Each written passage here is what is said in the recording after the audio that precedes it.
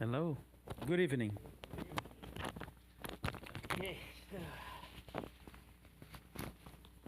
So in our class today, we talk about a lot about Jesus, right? So today, we're going to talk about Jesus' love and the end. So,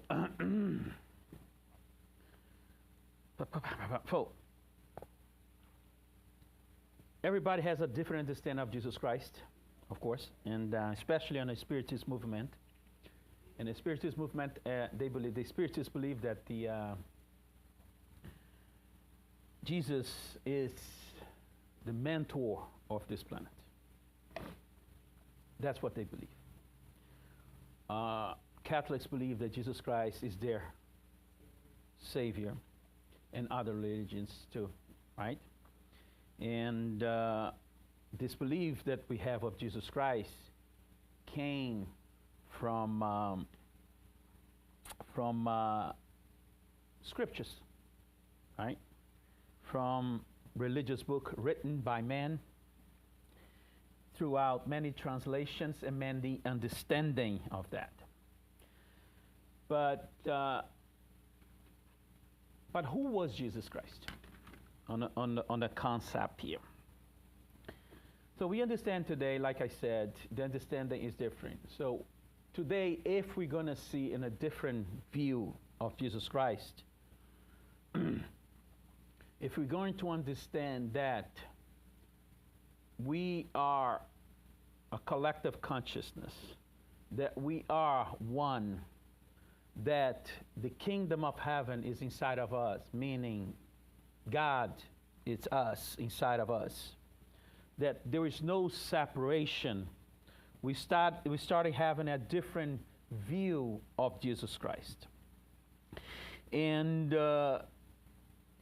he didn't write anything. The gospel was wrote about 60 to 70 years after his death, and was written by human followers of Jesus Christ, the apostles.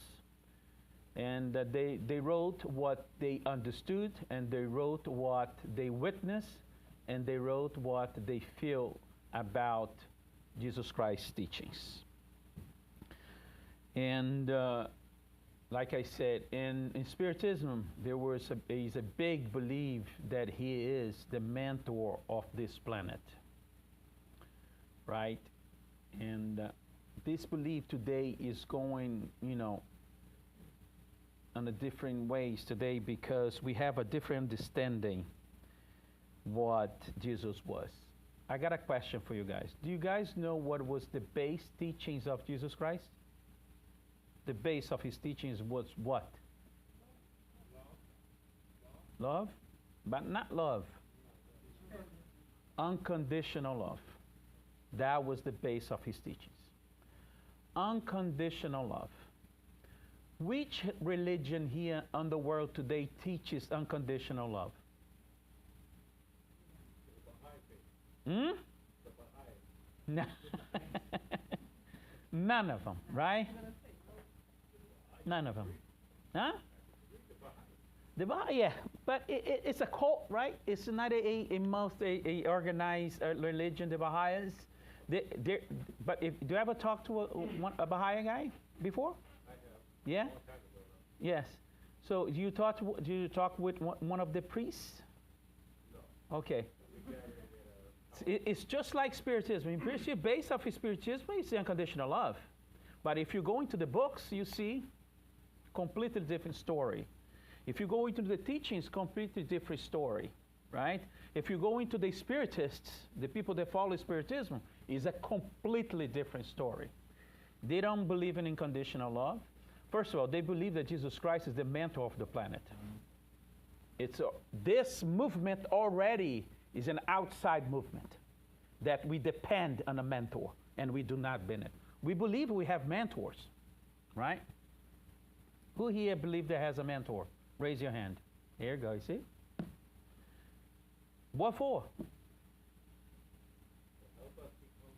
Why? Hmm?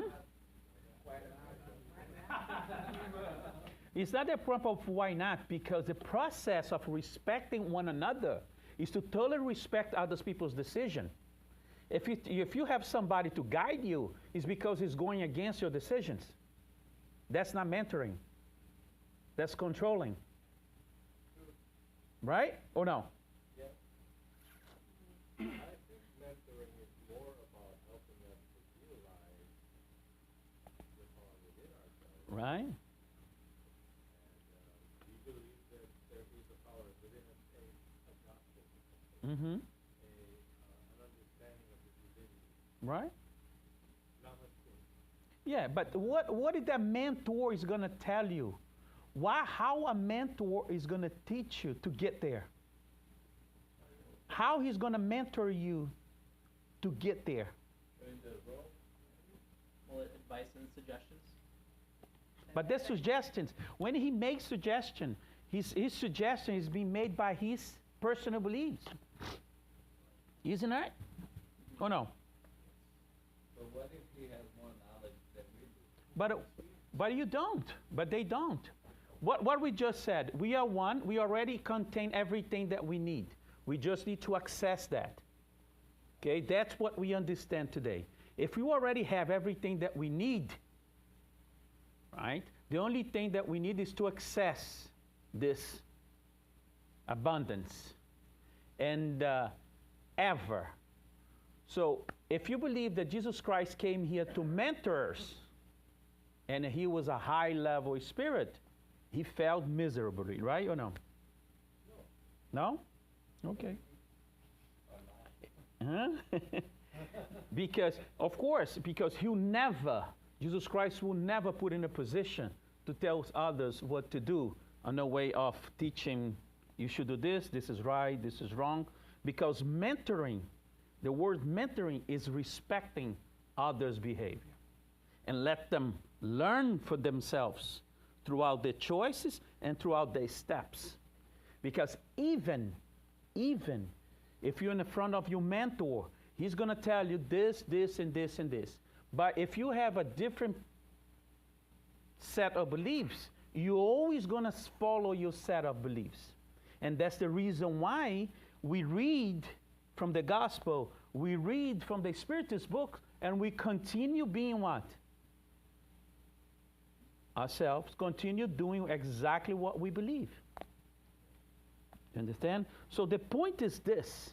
The point is this. Don't you know, there is this book of André Luiz, and they are coming from the spiritual world in a mission here on the planet, 4 people to help 3 different.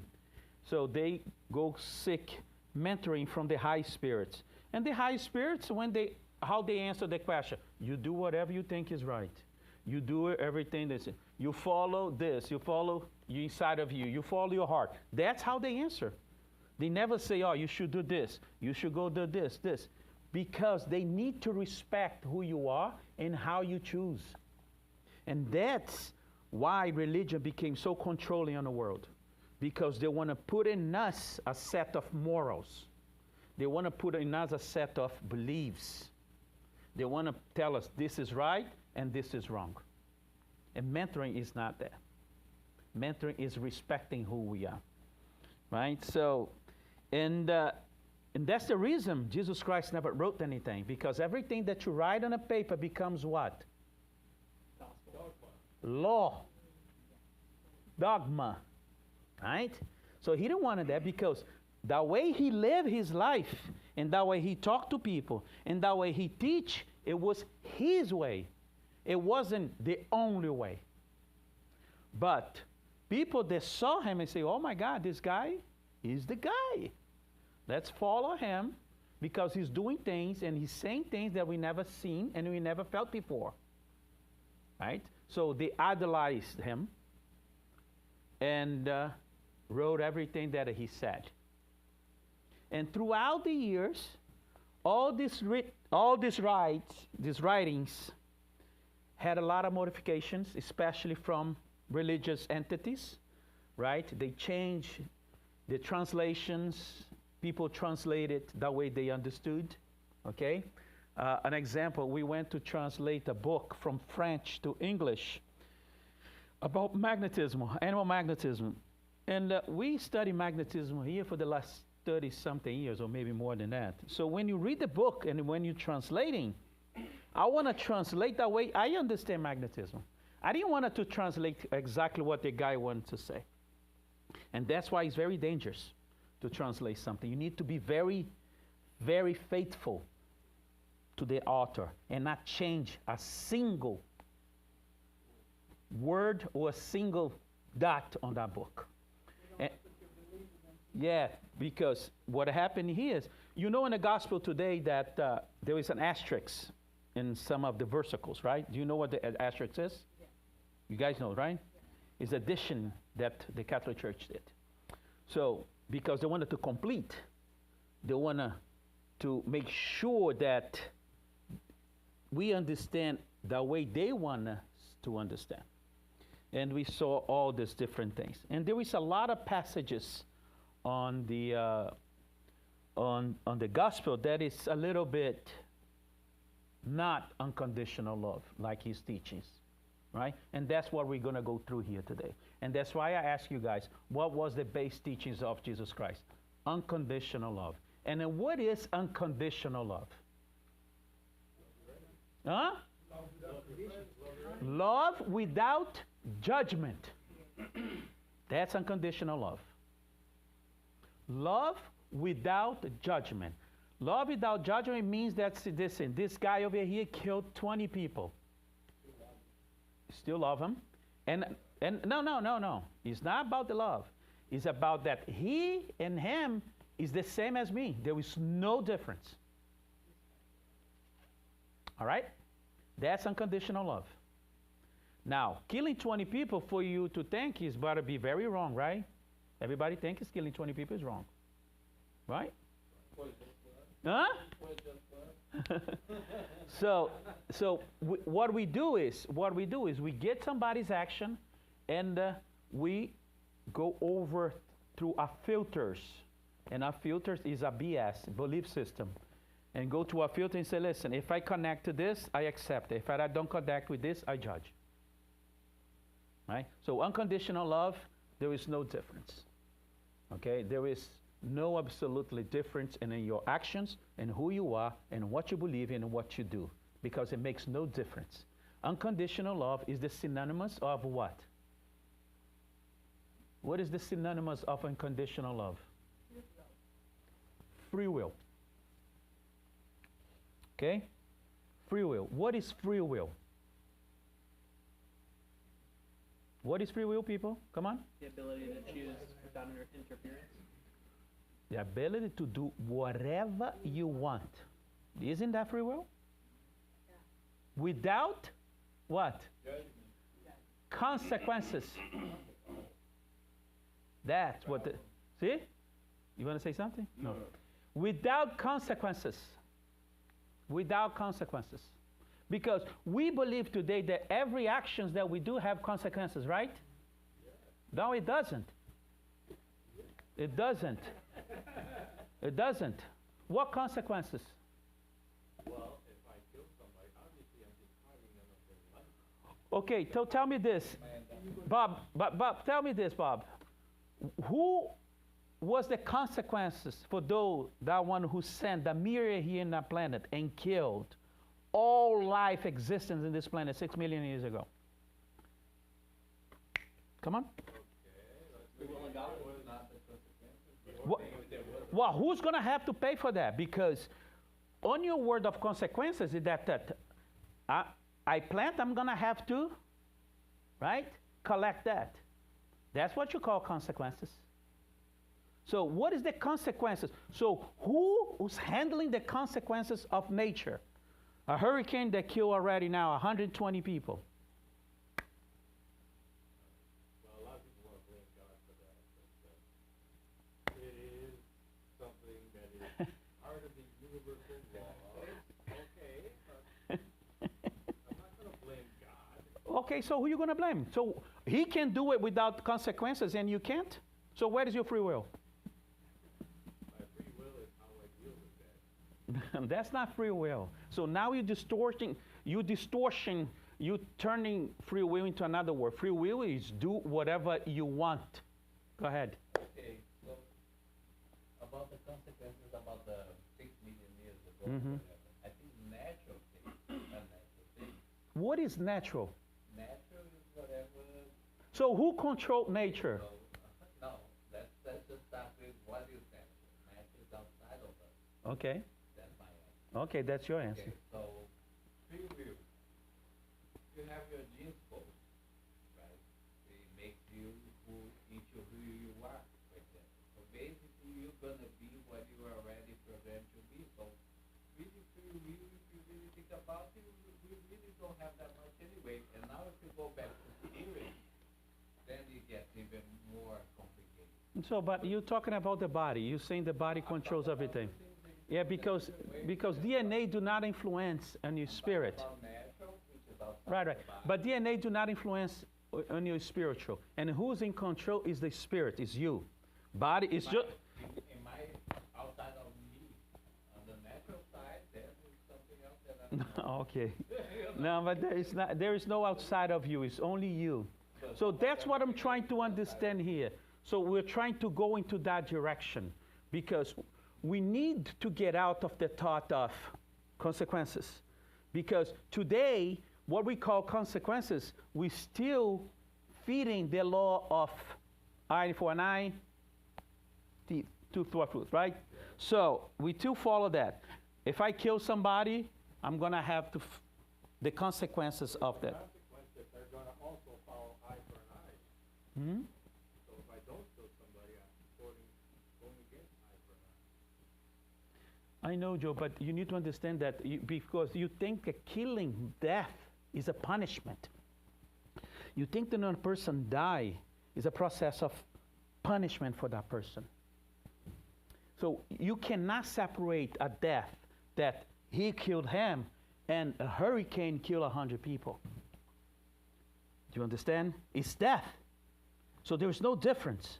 So why one has the consequences and the other doesn't have any consequences at all? That's what I want you to explain to me. Well, we don't understand everything. We are limited in our human intelligence. There may be a reason for these people that died. Okay, so creation is going to put you in the world without everything that you need to do your process of progress.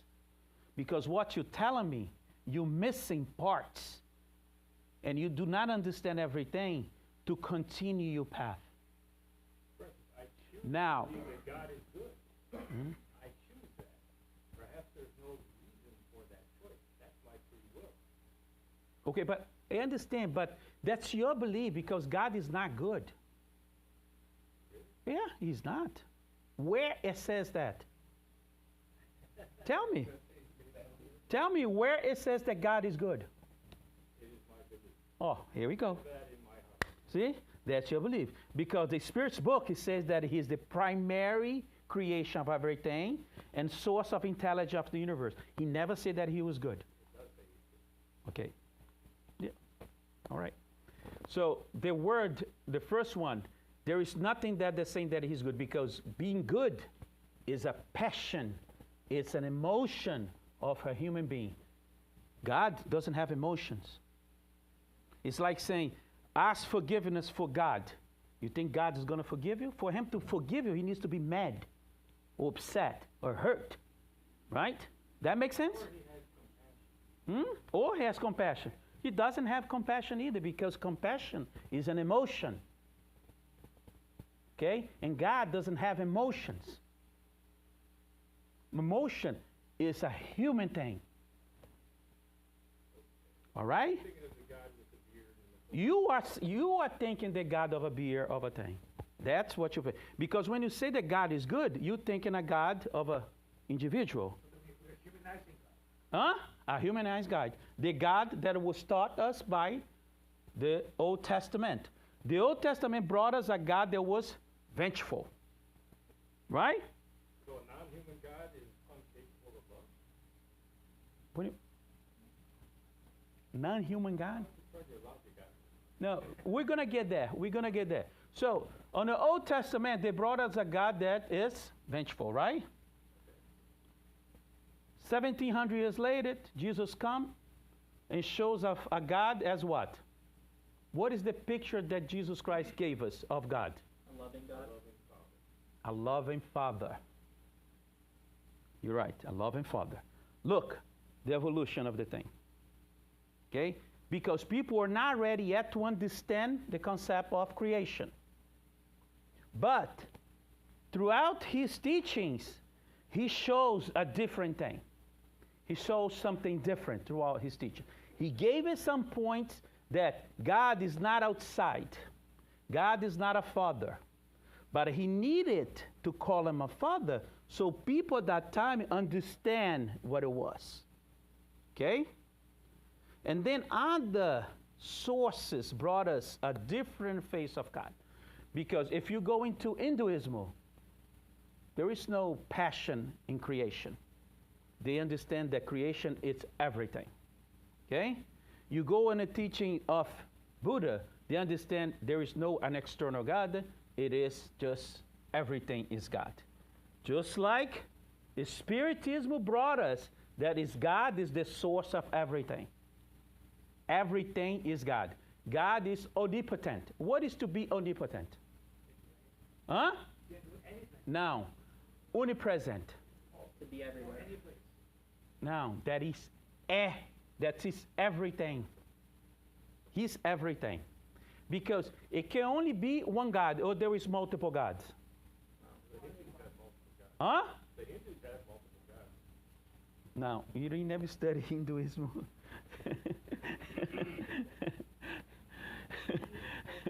So they don't believe in multiple gods. They believe people like gods, but there is only one creation. Okay?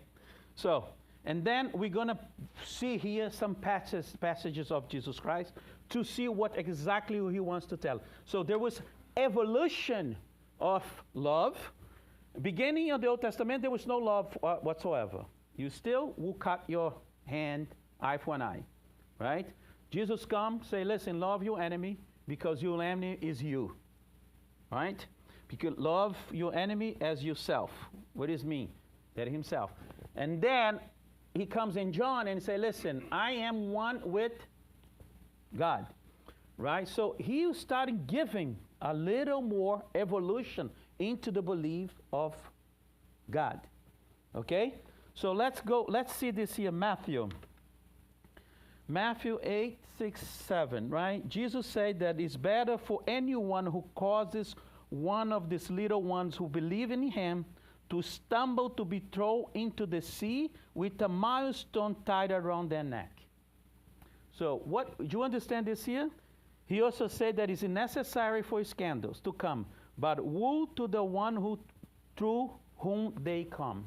So what he's saying here is this. If somebody causes my little one to stumble, throw this person a river with a stone around his neck. Right? What does this mean? What is this here? What kind of law are we seeing here? Are we seeing conditional love here? No. What kind of law are we seeing here? The Italian law, right? Eye for an eye. Oh no? Yeah, sounds like it. Right? Now, but the point is this here. But it's necessary for the scandals to come. Okay? What is the scandals? What is a scandal? When you see here, it's necessary to a scandal to come, but woe to one who brings the scandal. What does this mean? That he's going to suffer what?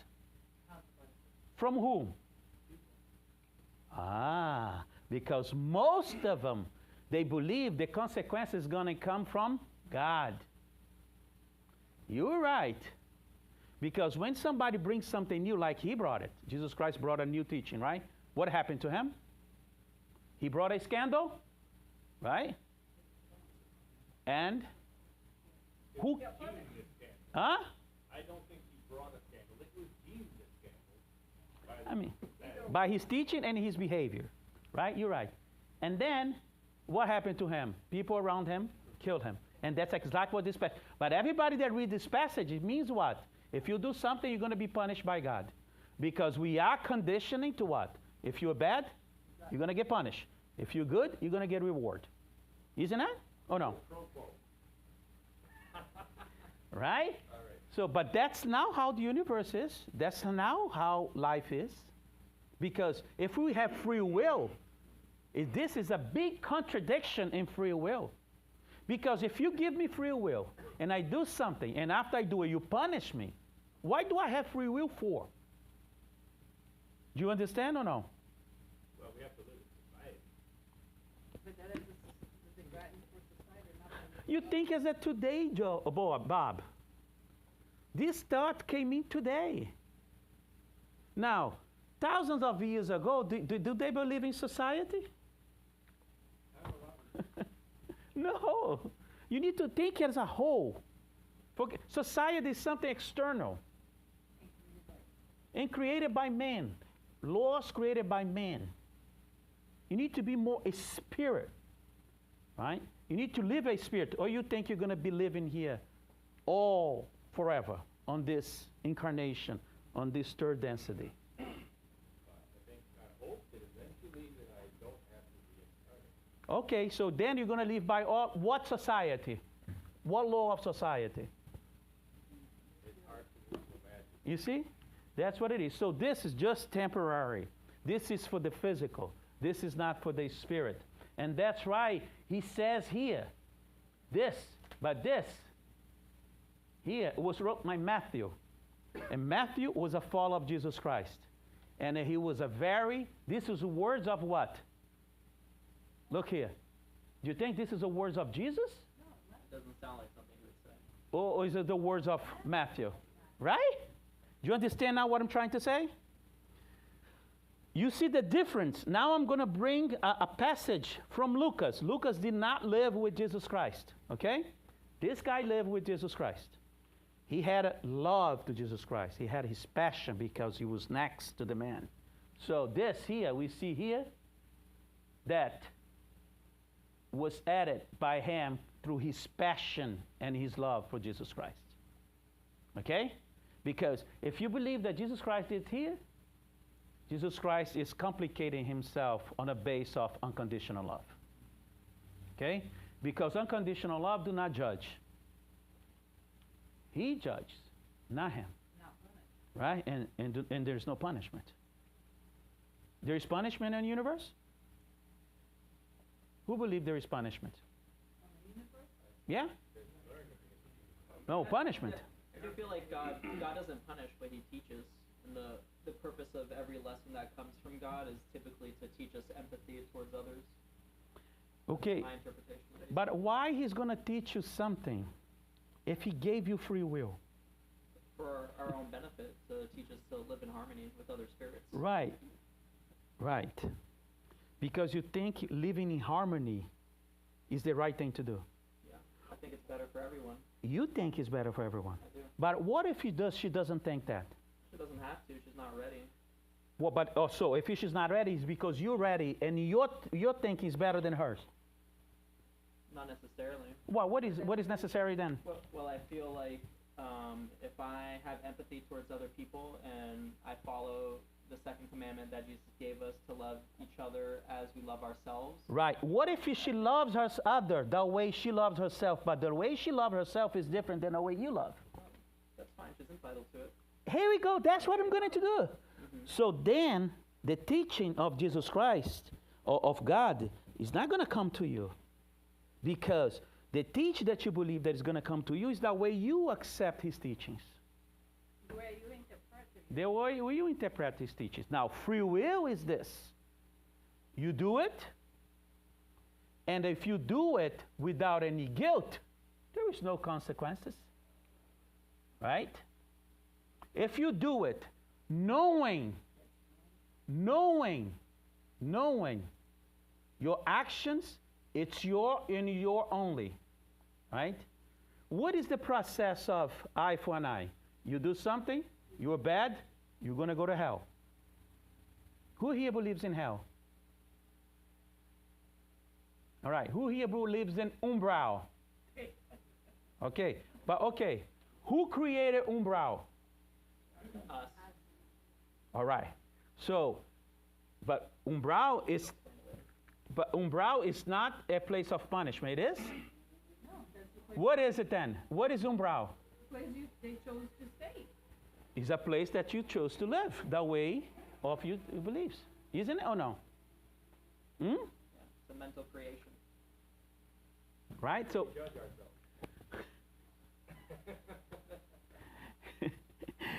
do you get it what I'm going to or no? You guys understanding what I'm trying to go to? When you study the gospel, we need to understand, we need to study the gospel with the understanding of unconditional love. Okay? The same mistake we did with the Spiritist book. If we had understand the first question of the Spiritist book, when he asked, what is God? And not who, right? If we had a study understanding that God is without passion, without emotion, that is God is intelligence only, we will study the entire book with a different eye. But we come from other religions believing in what?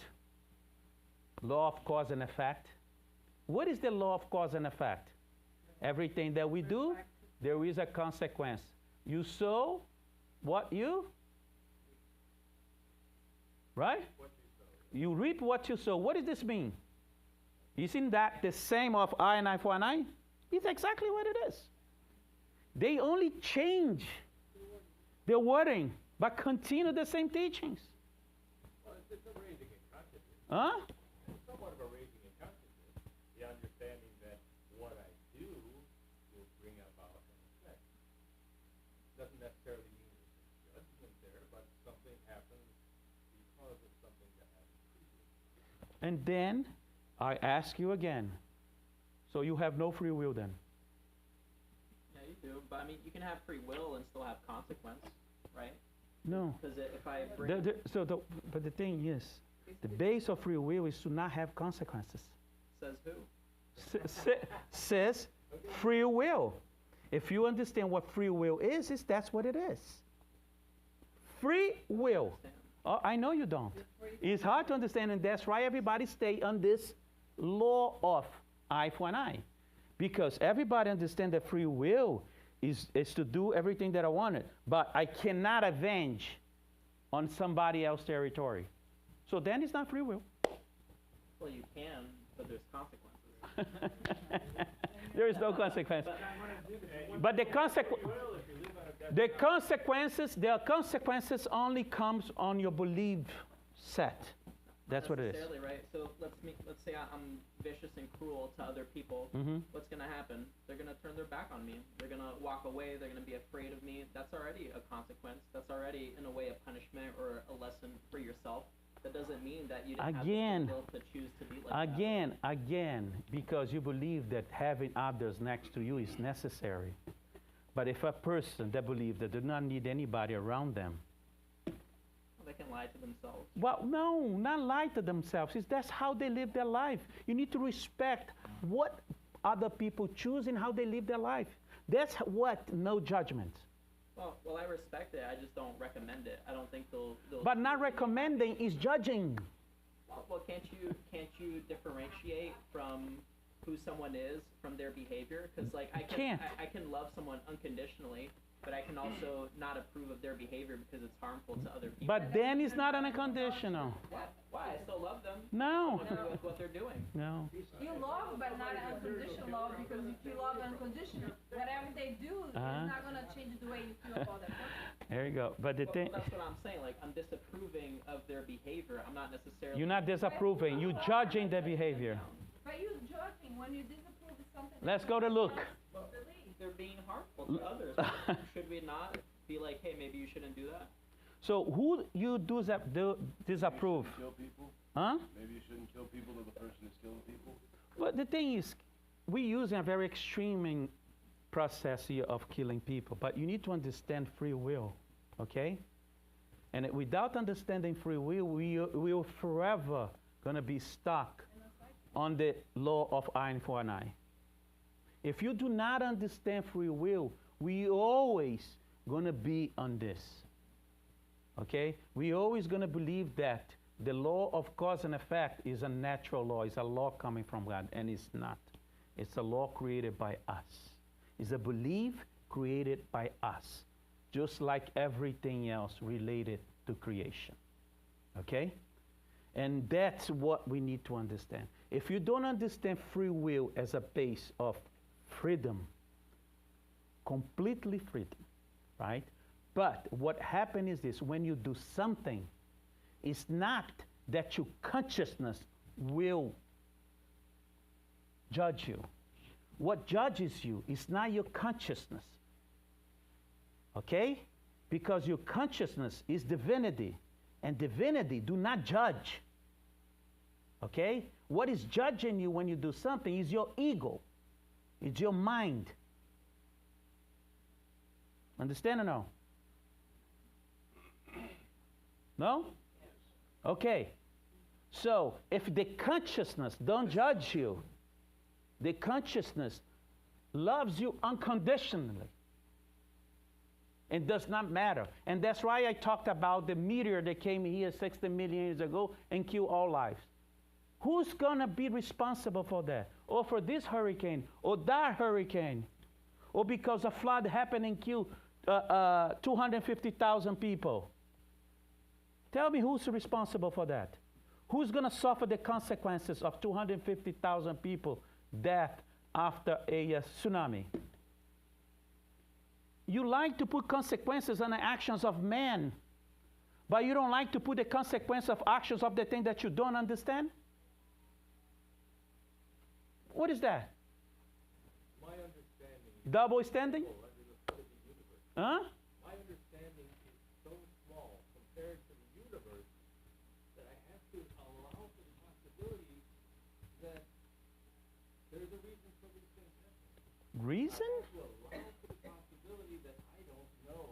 So when you put reasoning, when you put reason, when you put reason to happen, who created that reason? That's what you need to go. That's how deep you need to go understanding the inner works of the teachings of this man when he came here. And get us out of the external teachings.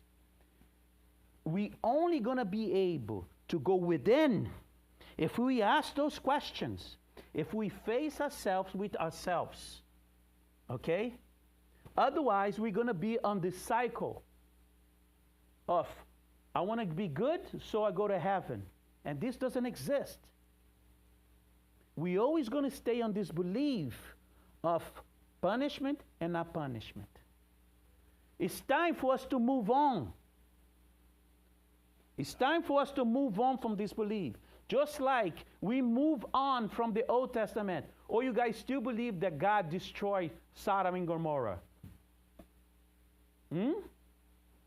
Seriously. Do you believe that? Here we go. So, but that was necessary because of the age of those people, of the understanding mind. We are kids. Now, we are adults. We are capable of getting out of this old teaching and getting something more. So we can get into ourselves and explore the vast of the knowledge of divinity. If you don't let go the old, how the new is going to come in?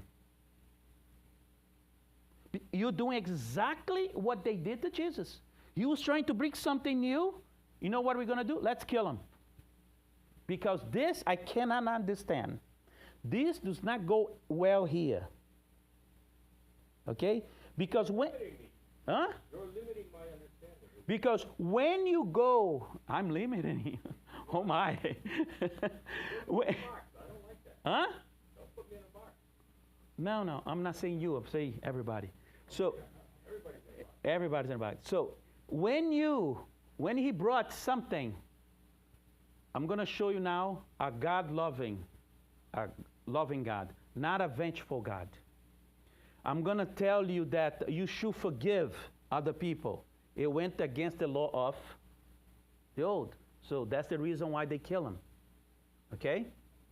So now we are older. Now we need to understand a little deeper his teachings. And instead of reading this here, look, Jesus said to his disciples that it is inevitable that scandals will come, but woe to those through who they come. See, without the word from Matthew, this is Lucas. See? Now, if you understand this here the same way he said it, that the punishment is going to come from the people that do not accept the new and not from God. I've done this study here many times. I asked this question many times, and everyone said the punishment will going to come from the divine justice because they believe there is a divine justice. And there isn't. Okay? So it can't have a divine justice because justice is a word made up by man for right and wrong. And when it's right and wrong will delete what? Free will. Aren't right and wrong words that pretty much come from good and evil, which is before man? No, that came from man. Good and evil came from man. The understanding of good and evil came from somebody that had a set of morals and he spread that. Because on the Industrial Revolution in England, kids of 5, 6, 7-year-old was working in the field. Today, 12 to 13 hours a day. If we do this today, what are we? Do you understand? It's evil. But back then it wasn't. See, it depends on the culture and depends on your set of beliefs. And then they create a set of morals. Now he comes. Now he's gonna kill me now. What is the root of all evil on the planet? Fear. Morals. So understand this. See this? How different it is? But look, never live with Jesus Christ. So he wrote without any passion. See? He took it out of passion. But that is a very understanding here. A very deep understanding. When we take the divine justice out of the picture, he's going to say, listen, everybody that brings something new is going to get messed up. If we read posthumous work of Kardec, what the spirits told him, listen, you want this job? All right. But people is going to betray you. You're going to go this, you're going to lose your friend and that. Exactly what he said here. But people understand this here as a divine justice. And that's nothing to do with divine justice. Right? Or you think God punishes? Who believes God punishes? Raise your hand. God? Yeah. No, go ahead. Be sincere with me, please. I don't think he punishes, but I think he teaches. Okay. So you understand, right? This, you see the difference, right? I'm bringing here so you guys understand. So when you read the gospel, when you read the Spiritist book, or any Spiritist, then you need to have this new vision. We don't have a God that is vengeful, and we don't have a God full of emotions. We now see a God that is what? Neutral and intelligence of the universe. Okay? Intelligence. And he is part of us, and we are part of, okay? Part of it. Okay. Right? So, understood now, right? Okay? It's like a body. No. Do you ever study pantheism? No. God is everything. It's different. We believe that God is the only thing that exists. Pantheists believe that we are part of God. No. We're not going to go into that because we don't have a lot of time, but we can do this next lecture, the difference between pantheism and the oneness in the universe. And then you're going to see the difference. Okay?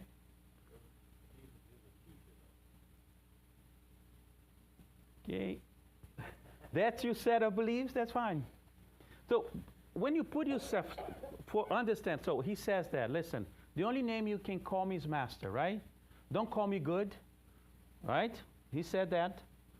The only thing you can call me is master, because it was what we could understand of him. But when somebody come and say, listen, here, I'm your master. How this sounds?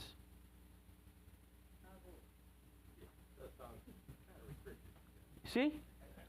But for the reason for them to understand that entity at the time, he said that. But now, we are not kids anymore.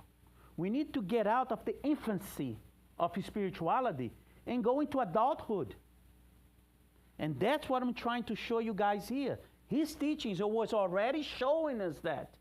But because we were reading and understanding with the mind of a kid,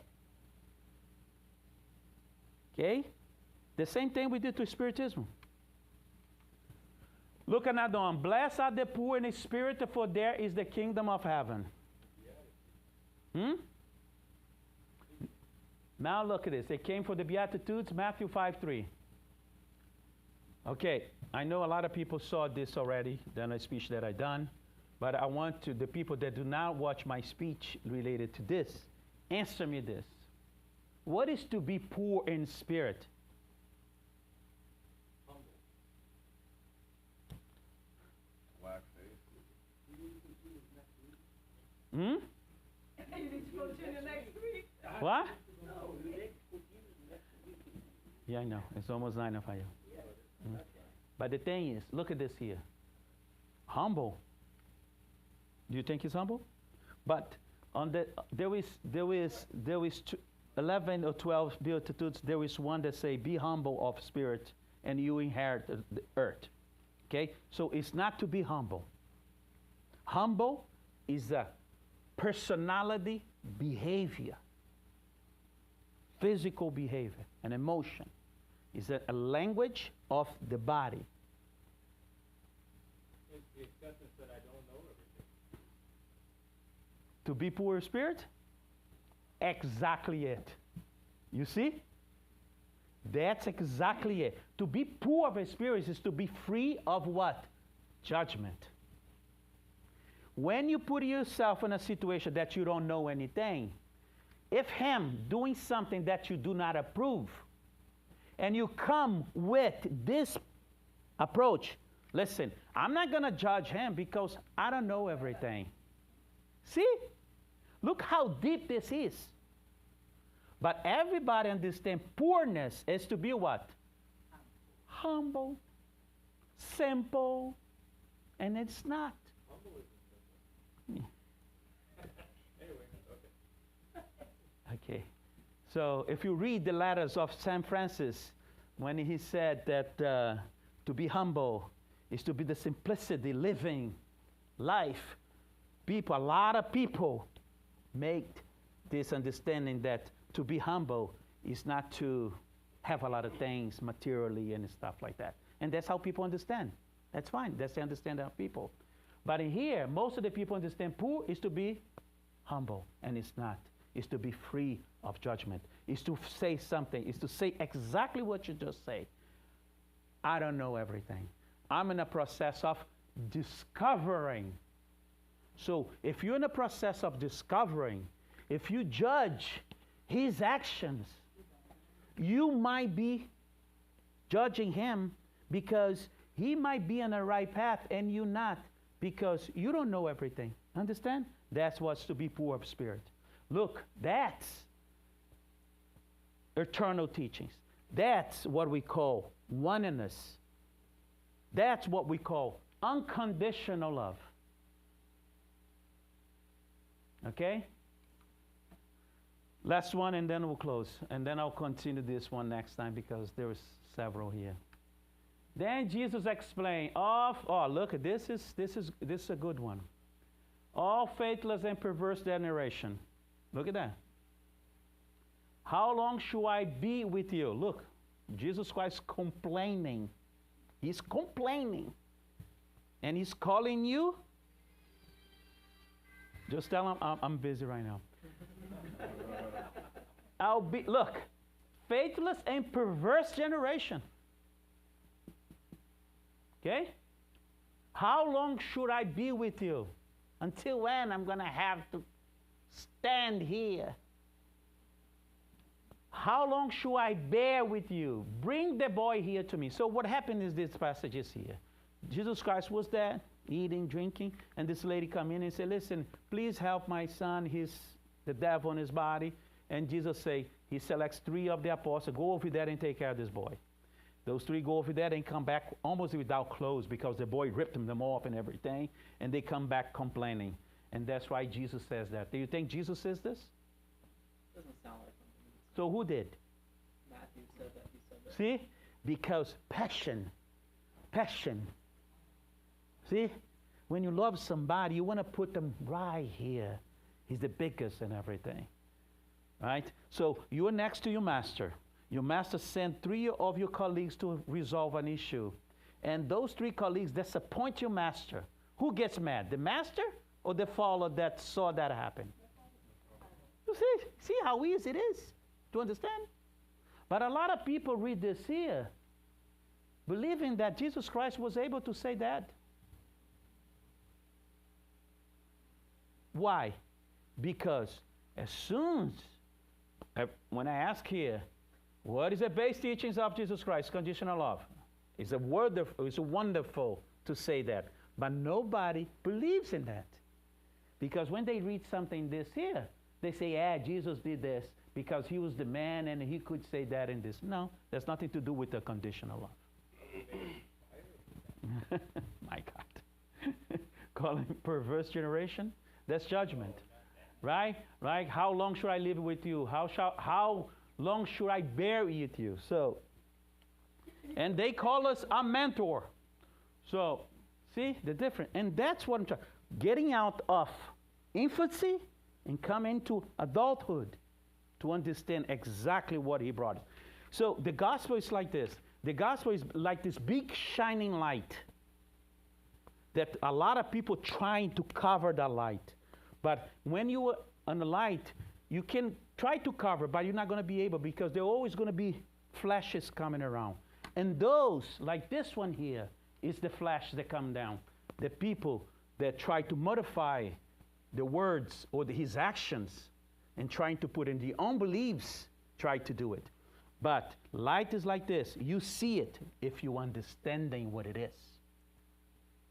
But if you have the understanding of good and bad, good and evil, right and wrong, you're always going to think that this here, that's exactly what he said.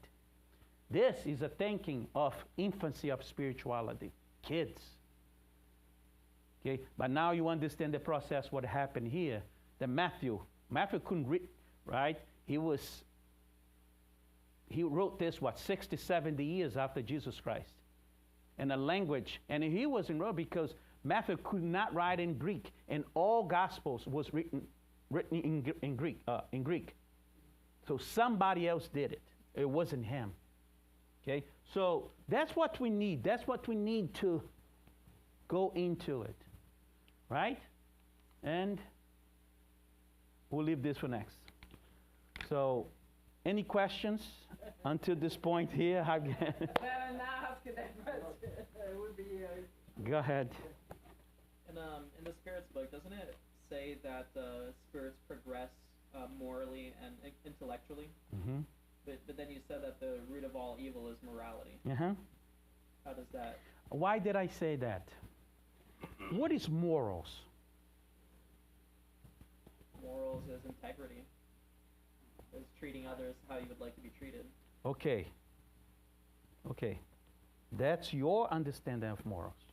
Mm-hmm. What is morals, Bob? The creation of laws by a people. By people. What is morals, Edgar? It's the way we're supposed to live in a good way imposed by society. You there. What's your name? Roberto. What's morals? I kind of all like create some laws that like what's good and not. See how it's different everywhere? So it's just a man-made test. Exactly. So morals is this. And that's why I say it's root of the all evil. Because through my morals, I'm going to judge Roberto's behavior. Because my morals come from my family all the way down in Brazil and in what my father teach, or my religion, or the society that I lived back then, or that I live right now.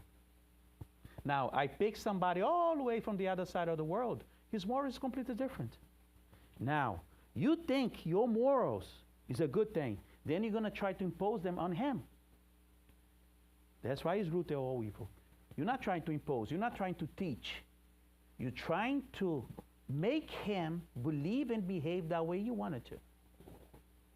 Now, moral is this, is to respect others and the way they are without judgment. That's morals. See? See the difference? And then there is no conflict. Because the conflict is going to happen when he does something and I respect him. What if that something is to hurt other people? Again, you're coming back with the hurt people. Yeah, that's my concern. I know you're concerned. But isn't it basically, okay, so you don't judge. Just because you may not, you want to impose your morals on him. Because whatever he's doing you think is wrong. You don't have to you don't have to impose your morals on him. You also don't have to have him around you if that's not what you believe. So you can't put your morals on somebody else, but you don't have to be around them either if that's not the kind of person you choose to be around. But you have to accept that that's what it is. We all have our own. Exactly. So when people do something bad that you think is bad, that's their problem. As soon as we interfere in their problem, that's the conflict. Right? Now tell me, what is tell me here. Any other question? I just want to bring up an example. Go ahead.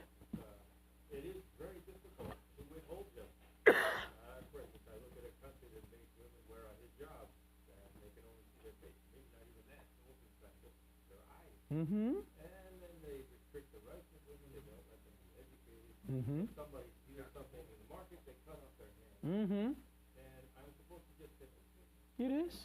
It is. Because it's okay. You know why? Because if I believe, right, your belief is there is consequences. Okay? And my belief is that I have free will and I'm free of consequences. As soon as you see me living like this, you're going to judge me. Even though that I don't wear one thing like this, even though that I don't believe that cutting hands, but you're still going to judge me. Because the way I live, even though that I don't harm anybody, is different than yours. Do you understand now? So live and let live is what you're saying. Live and let live. No, that's not what I'm saying. What I'm trying to understand here, making the understanding is, there was process throughout the progress of humanity. First of all, we saw a vengeful God, a mad God that killed and repent and did this. Then there was an evolution into the belief into a loving Father, right? Of course. Now, as soon as we move from the loving Father into a freedom, that there is no, but a loving Father, they still punish you, right, and judge you. He's a loving Father, but he punishes you and he judges you. Well, we suffer. We don't know why a lot of the time, but we suffer. Okay. Some of us say there's punishment from God, others say we don't know what's going on. Here we go. So then the next step is to move forward into a neutral God, where he respects your free will completely. And it makes you understand that you need to understand who you are. You are not here governed by laws of right and wrong or good and evil. There are certain things you won't do. Because I don't want to. It's choice. It's not because it's right and wrong. That's the seeing thing. So it's more like be the change you want to be. No, just be yourself. Be the change you want to be in the world and live your life. It isn't right. So, question here for everybody. What is the meaning of life? Whatever we choose. 42. There you go. Meaning of life is whatever you choose. Meaning, life is meaningless. You give the meaning. And doesn't matter what it is. Because you have what? Free will. Okay? That's what it is. We're not saying here to go outside and kill people. What we're saying here is to evolve a way of understanding creation that is us. So we can progress. That's what it is. Because, again, he's worried that people is going to choose and going to hurt other people. Why don't get worried when a hurricane come and kill hundreds of people?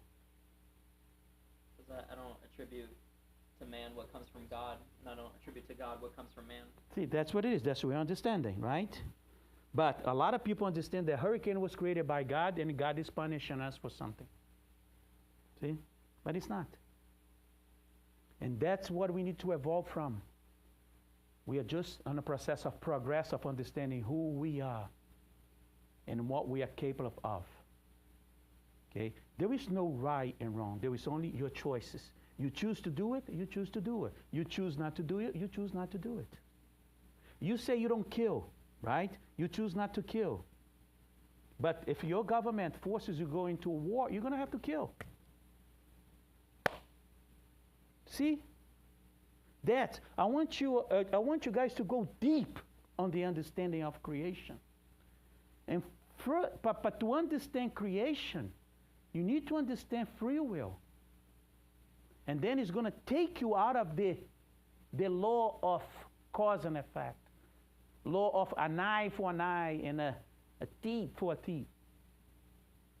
Or tooth for a tooth. Right? You're going to get out of this.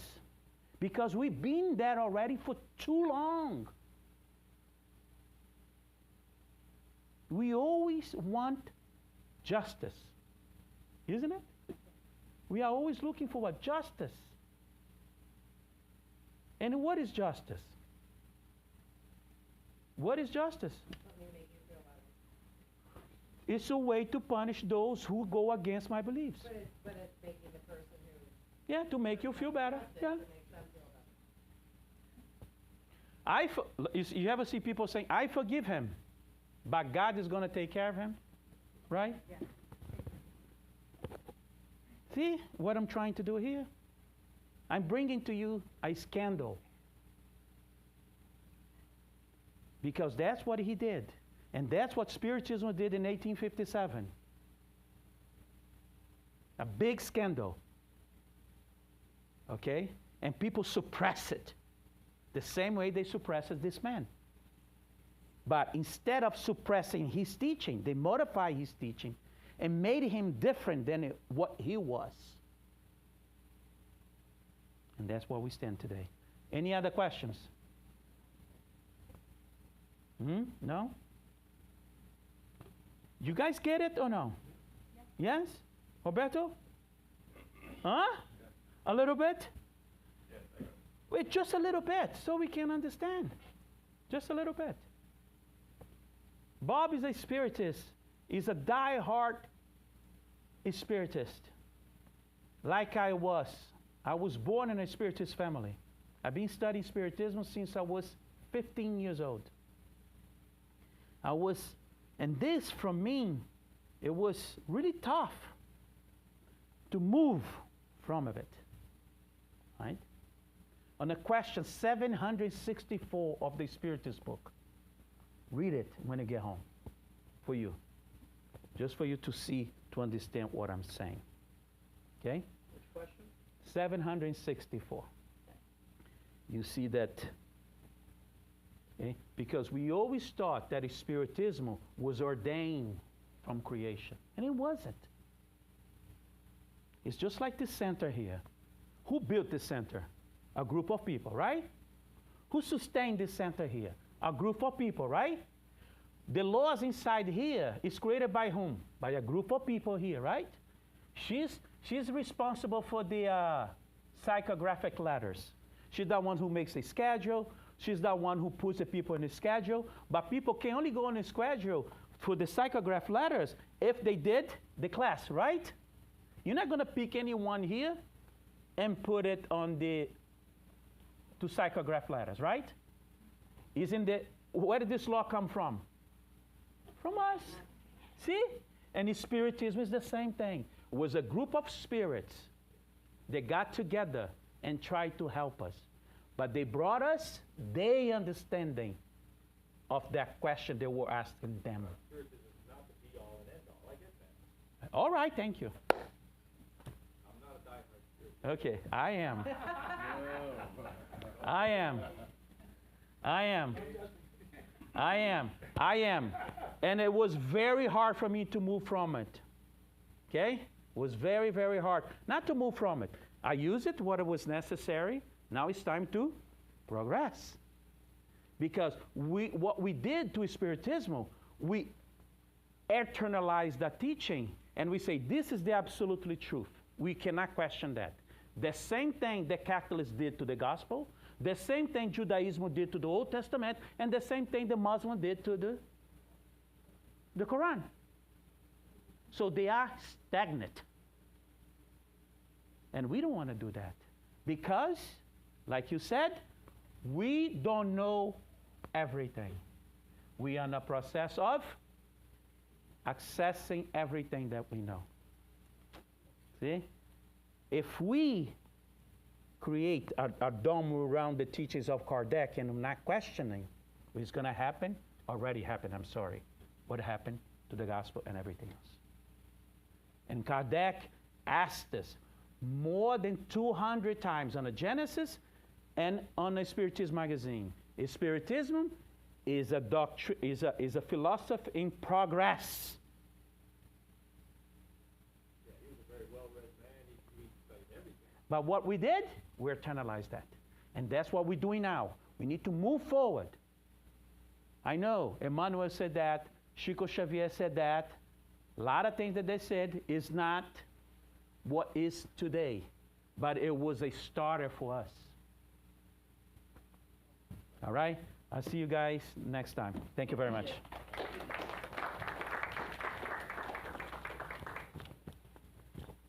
Pray and close, please. Okay. Você vai no passe e ela vai fazer a prece. Eu ouvi no announcement.